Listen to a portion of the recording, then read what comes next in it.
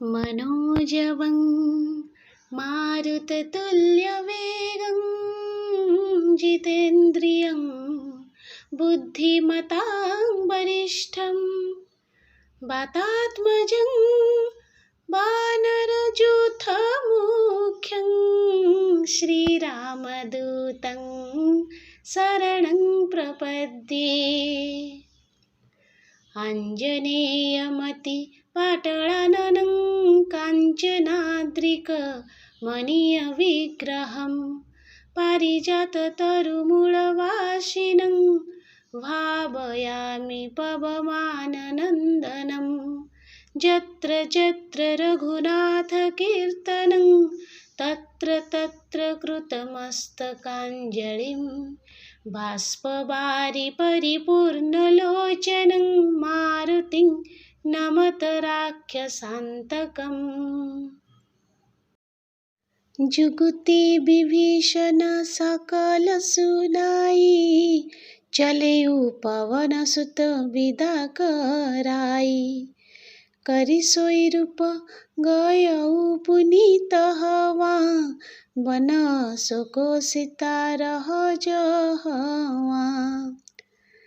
विभीषण जी माता जानकीଙ୍କର ଦର୍ଶନର ସବୁ ଉପାୟ କହିବାରୁ ହନୁମାନ जी ବିଦା ନେଇଗଲେ ଓ ପୁଣି ସେଇ ମଶା ପରି ଛୋଟ ହୋଇ ଚାଲିଲେ ଯେଉଁଠାରେ ଅଶୋକ ବନରେ ସୀତାଜୀ ରହୁଥିଲେ। देखी मनहि महु किन्ह प्रनामा, बैठे ही बीती जात निशि जामा। कृशतनु शिष जटा एक बेनी, जपति हृदय रघुपति गुण श्रेणी। सीताजी को देखी हनुमान जी तांको मने मने प्रणाम कले। से बसी बसी रातिर 4 पहर कटाउथिले। तांकर शरीर दुर्बल होई जाइथिला। मुंड उपरे जटार एक बेणी रहिथिला। से सदाबेले रघुपतिंकर गुणावली को जप करुथिले। जय श्री राम, जय श्री राम, जय श्री राम। निज पद नयन दिए मन राम, पद कमल लीन। परम दुखी भी पवन सुत, देखी जानकी दीन।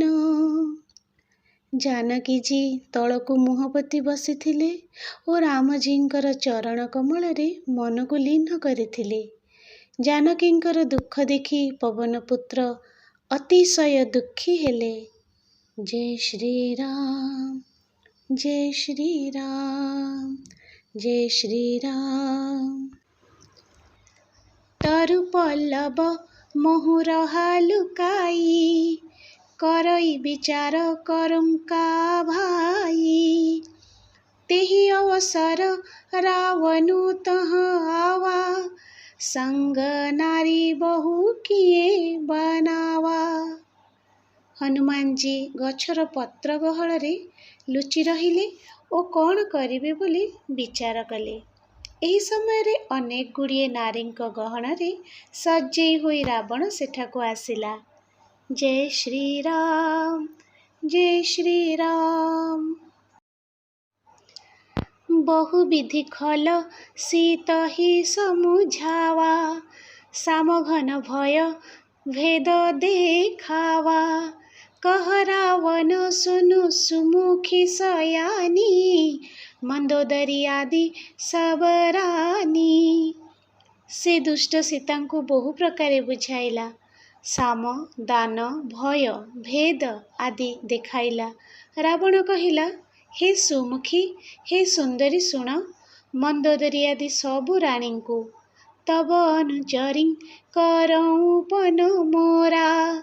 एक बार बिलोकु ममोरा, तृणधरी ओट कहती वैदेही।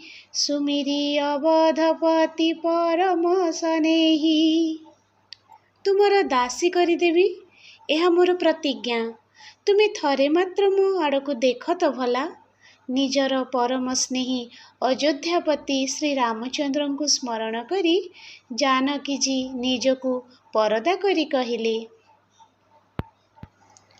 ସୁନ ଦଶମୁଖ ଖଦ୍ୟୋତ ପ୍ରକାଶା, କବହୁଁ କି ନଳିନୀ କରଇଁ ବିକାଶା, ଅସମନ ସମୁଝୁକ ହତି ଜାନକୀ, ଖଲ ସୁଧି ନହଂ ରଘୁवीर बानकी। जय श्री राम, जय श्री राम। हे दशानन, ଶୁଣ, ଜୁଳୁଜୁଳିଆ ପୋକର ଆଲୁଅରେ କେବେ କେଉଁଠି ପଦ୍ମଫୁଲ ଫୁଟିଲାଣି କି? ସେ ପୁଣି କହିଲେ, ତୁ ନିଜେ ନିଜ ପାଇଁ ଏପରି ବୁଝିପାରୁ। ଆରେ ଦୁଷ୍ଟ, ତୁ ରଘୁବୀରଙ୍କ ବାଣ ବିଷୟରେ ଜାଣିନାହୁଁ। ଜୟ ଶ୍ରୀ ରାମ। ସଠ ସୁନେଂ ହରିଆ ନେହି ମୋହି, ଅଧମ ନିର୍ଲଜ ଲାଜ ନହିଁ ତୋହି। ଆରେ ପାପୀ, ତୁ ମୋତେ କପଟ କରି ହରଣ କରି ଆଣିଛୁ। ଆରେ ଅଧମ ନିର୍ଲଜ, ତୋତେ ଲଜ୍ଜା ଲାଗୁନାହିଁ? ଆପୁହି ସୁନି ଖଦ୍ୟୋତ ସମୋ ରାମହି, ଭାନୁ ସମାନ, ପରୁଷ ବଚନ ଶୁନି କାଢ଼ିଅସି, ବୋଲା ଅତି ଖିସିଆନ। ନିଜକୁ ଜୁଳୁଜୁଳିଆ ପରି ଓ ଶ୍ରୀରାମଙ୍କୁ ସୂର୍ଯ୍ୟ ପରି ଶୁଣି ଓ ଜାନକୀଙ୍କର ନିଷ୍ଠୁର ବାକ୍ୟମାନ ଶୁଣି ରାବଣ ଖଣ୍ଡା ବାହାର କରି ରାଗ ଜର ହୋଇ କହିଲା, ସୀତା ତେଂ ମମ କୃତ ଅପମାନ, କଟିହଂ ତବ ଶିର କଠିନ କୃପାନା, ନାହିଂ ସପଦି ମାନୁ ମମ ବାଣୀ, ସୁମୁଖୀ ହୋତି নত ଜୀବନ ହାନି। ସୀତା, ତୁ ମୋତେ ଅପମାନ ଦେଲୁ। ମୋର ଏହି କୃପାଣରେ ତୋର ମୁଣ୍ଡ କାଟ କରିବି। ଏବେ ମଧ୍ୟ ମୋ କଥା ମାନିଯା ହେ ସୁମୁଖୀ, ନହେଲେ ତୋତେ ପ୍ରାଣ ହରାଇବାକୁ ପଡ଼ିବ। ଶ୍ୟାମ ସରୋଜ ଦାମ ସମ ସୁନ୍ଦର, ପ୍ରଭୁ ଭୁଜ କରି କର ସମ ଦଶ କନ୍ଧର, ସୋଭୁଜ କଣ୍ଠ କିତବ ଅସି ଘୋରା, ସୁନୁ ସଠ ଅସ ପ୍ରବାନପନ ମୋରା। ସୀତା କହିଲେ, ହେ ଦଶଗ୍ରୀବ, ପ୍ରଭୁଙ୍କର ଯେଉଁ କର ନୀଳକମଳ ମାଳା ପରି ସୁନ୍ଦର ଓ ହାତୀଶୁଣ୍ଢ ପରି ବିଶାଳ, କେବଳ ତାହା ହିଁ ମୋର କଣ୍ଠରେ ପଡ଼ିପାରିବ, ନଚେତ୍ ତୋର ଭୟାନକ ଖଣ୍ଡା ପଡ଼ିବ। ଆରେ କପଟୀ, ଶୁଣ, ଏହା ହିଁ ମୋର ପ୍ରକୃତପଣ। ଜୟ ଶ୍ରୀରାମ, ଜୟ ଶ୍ରୀରାମ। ଚନ୍ଦ୍ରହାସ ହରୁ ମମ ପରିତାପଂ, ରଘୁପତି ବିରହ ଅନଲ ସଂଜାତଂ, ଶୀତଳ ନିଶୀତ ବହସି ବରଧାରା, କହ ସୀତା ହରୁ ମମ ଦୁଃଖ ଭାରା। ଜୟ ଶ୍ରୀରାମ। ମାତା ସୀତା କହୁଛନ୍ତି, ହେ ଚନ୍ଦ୍ରହାସ ଖଣ୍ଡା, ତୁ ରଘୁପତିଙ୍କର ବିରହ ଜନିତ ଅଗ୍ନି ଦ୍ୱାରା ହେଉଥିବା ମୋର ଜ୍ୱଳନକୁ ହରଣ କରିନେ। ତୋର ଧାର ଶୀତଳ ଓ ତୀକ୍ଷ୍ଣ ହେତୁ ଅଧିକ ଶୀତଳ। ତୁ ମୋର ଦୁଃଖ ବୋଝକୁ ହରଣ କର। ସୁନତ ବଚନ ପୁନି ମାରନ ଧାବା, ମୟତ ନୟଂ କହି ନୀତି ବୁଝାବା, କହେସି ସକଲ ନିଶିଚରିହ୍ନ ବୋলাই, ସୀତହି ବହୁବିଧି ତ୍ରାସହୁ ଯାଇ। ସୀତାଜୀଙ୍କର ଏହି କଥା ଶୁଣିବା କ୍ଷଣି ସେ ମାରିବାକୁ ଉଦ୍ୟତ ହେଲା। ରାବଣ ମାରିବାକୁ ଉଦ୍ୟତ ହେଲା। ସେତିକିବେଳେ ମୟଦାନବର କନ୍ୟା ମନ୍ଦୋଦରୀ ନୀତି କଥା କହି ବୁଝାଇଲା। ତାପରେ ରାବଣ ରାକ୍ଷସୀମାନଙ୍କୁ ଡକାଇ ସୀତାଜୀଙ୍କୁ ନାନା ପ୍ରକାର ଭୟ ଦେଖାଇବାକୁ କହିଲା। ଜୟ ଶ୍ରୀରାମ। ମାସ ଦିବସ ମହୁ କହା ନ ମାନା, ତୋ ମେଂ ମାରିବି କାଢ଼ି କୃପାନା, ଯଦି ମାସକ ମଧ୍ୟରେ ସେ କଥା ନ ମାନିବ, ତେବେ ମୁଁ ତାକୁ ଖଣ୍ଡାରେ ବଦ୍ଧ କରିବି। ଭବନ ଗୟଉ ଦଶକନ୍ଧର, ଇହାଂ ପିଶାଚିନୀ ବୃନ୍ଦ, ଶୀତହି ତ୍ରାସ ଦେଖାବହିଂ, ଧରହିଂ ରୂପ ବହୁ ମନ୍ଦ। ଏହିପରି କହି ରାବଣ ଘରକୁ ଚାଲିଗଲା। ସେଠାରେ ରାକ୍ଷସୀଗଣ ନାନା ପ୍ରକାର ବିକଟାଳ ରୂପ ଧରି ସୀତା ମାଙ୍କୁ ଡରାଇବାକୁ ଲାଗିଲେ। ତ୍ରିଜଟା ନାମ ରାକ୍ଷସୀ ଏକା, ରାମଚରଣ ରତି ନିପୁଣ ବିବେକା, ସାବହ୍ନଉ ବୋଲି ଶୁଣାଏସି ସପନା, ଶୀତ ହି ସେଇ କରହୁ ହିତପନା। ସେମାନଙ୍କ ମଧ୍ୟରେ ତ୍ରିଜଟା ନାମକ ଜଣେ ରାକ୍ଷସୀ ଥିଲା। ତାର ଶ୍ରୀରାମଙ୍କ ଚରଣ ପ୍ରତି ଶ୍ରଦ୍ଧା ଥିଲା ଏବଂ ସେ ବିବେକୀ ଥିଲା। ସେ ସମସ୍ତଙ୍କୁ ଡାକି ନିଜର ସ୍ୱପ୍ନ ବିଷୟରେ ଜଣାଇଲା। ସୀତାଙ୍କର ସେବା କରି ନିଜର କଲ୍ୟାଣ କର। ଜୟ ଶ୍ରୀରାମ। ସପନେଂ ବାନର ଲଙ୍କା ଜାରି, ଜାତୁ ଧନ ସେନା ସବ ମାରି, ଖର ଆରୁଢ଼ ନଗନ ଦଶ ଶିସା, ମୁଣ୍ଡିତ ଶିର ଖଣ୍ଡିତ ଭୁଜ ବିଶା। ଜୟ ଶ୍ରୀରାମ, ଜୟ ଶ୍ରୀରାମ। ତ୍ରିଜଟା ସ୍ୱପ୍ନରେ ଦେଖିଲା ଯେ ଏକ ବାନର ଲଙ୍କାକୁ ଜାଳିଦେଲା। ରାକ୍ଷସମାନଙ୍କର ସବୁ ସୈନ୍ୟ ନିହତ ହେଲେ। ରାବଣ ଲଙ୍ଗଳା ହୋଇ ଗଧ ପିଠିରେ ବସିଥିଲା। ତାର ମୁଣ୍ଡ ଲଣ୍ଡା ହୋଇଥିଲା ଓ ତାର 20ଟା ଯାକ ହାତ କଟା ଯାଇଥିଲା। ଜୟ ଶ୍ରୀରାମ, ଜୟ ଶ୍ରୀରାମ। ଏହି ବିଧି ସୋ ଦକ୍ଷିଣ ଦିଶି ଯାଇ, ଲଙ୍କା ମନହୁଁ ବିଭୀଷଣ ପାଇ, ନଗର ଫିରି ରଘୁବୀର ଦୋହାଇ, ତବ ପ୍ରଭୁ ସୀତା ବୋଲି ପଠାଇ। ଏହି ପ୍ରକାରେ ସେ ଦକ୍ଷିଣ ଦିଗକୁ ଯାଉଥିଲା ଏବଂ ଧରିନିଅ ଯେ ବିଭୀଷଣ ଲଙ୍କା ଲାଭ କରିଥିଲେ। ନଗରୀ ମଧ୍ୟରେ ଶ୍ରୀ ରଘୁବୀରଙ୍କର ଖବର ଖେଳିଗଲା। ତାପରେ ପ୍ରଭୁ ସୀତାଜୀଙ୍କୁ ଡକାଇ ପଠାଇଲେ। यह सपना में कहूँ पुकारी, होई ही सत्य गए दिन चारी, तासु वचन सुनी ते सब डरिं, जनक सुता के चिर नहीं पड़िं। ମୁଁ ନିଶ୍ଚିତ କରି କହୁଛି ଯେ ଏହି ସ୍ୱପ୍ନ 4 ଦିନ ମଧ୍ୟରେ ସତ୍ୟରେ ପରିଣତ ହେବ। ତାର କଥା ଶୁଣି ସେ ସମସ୍ତେ ରାକ୍ଷସୀମାନେ ଡରିଗଲେ ଏବଂ ଜାନକୀଜୀଙ୍କ ପାଦ ତଳେ ପଡ଼ିଗଲେ। ଜୟ ଶ୍ରୀରାମ, ଜୟ ଶ୍ରୀରାମ। जहाँ तहाँ गई सकल तब सीता, कर मन सोच, मास दिवस बीतें मोहि मारिहि, निशिचर पोच।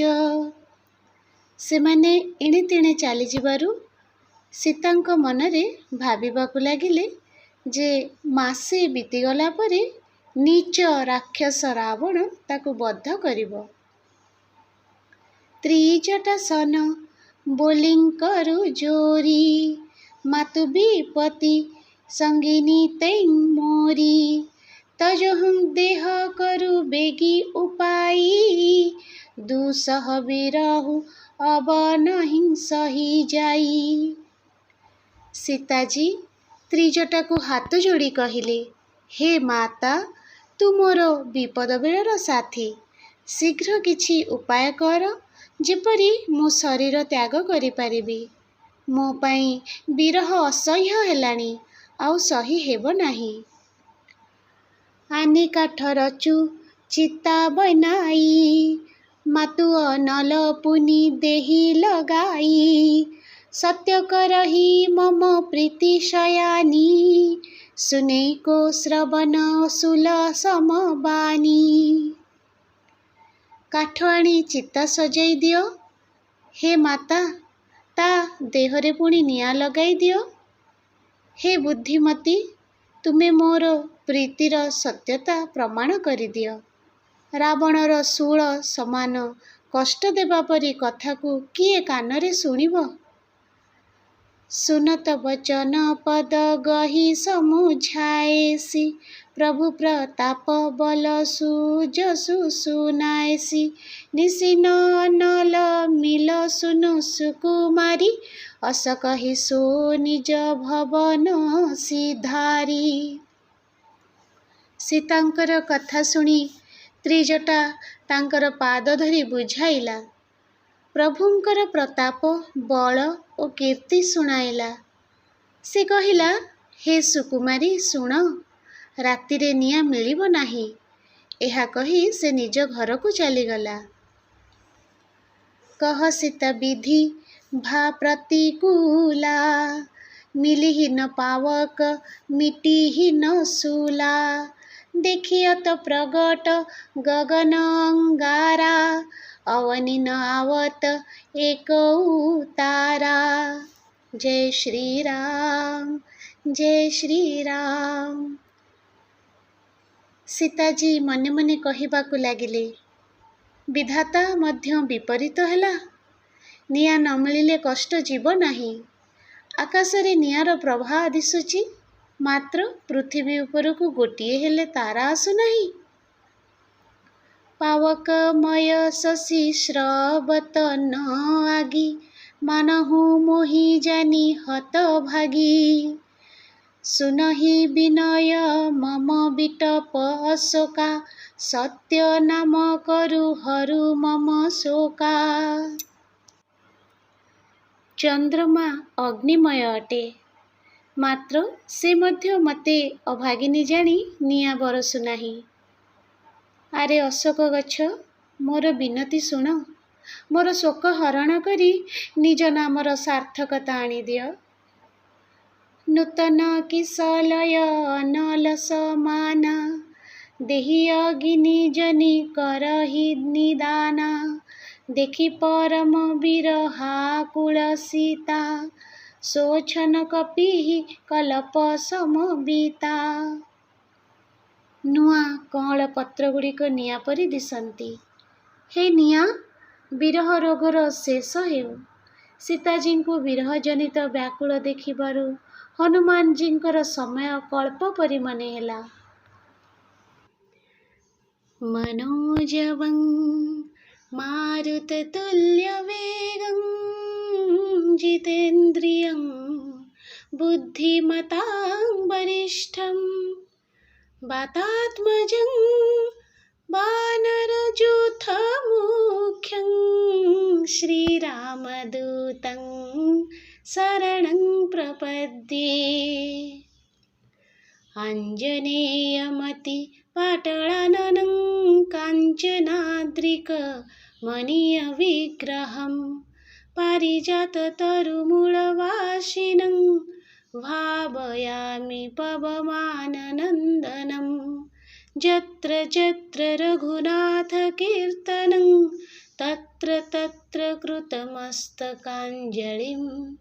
बाष्पवारि परिपूर्णलोचनं, मारुतिं नमत राक्षसान्तकम्।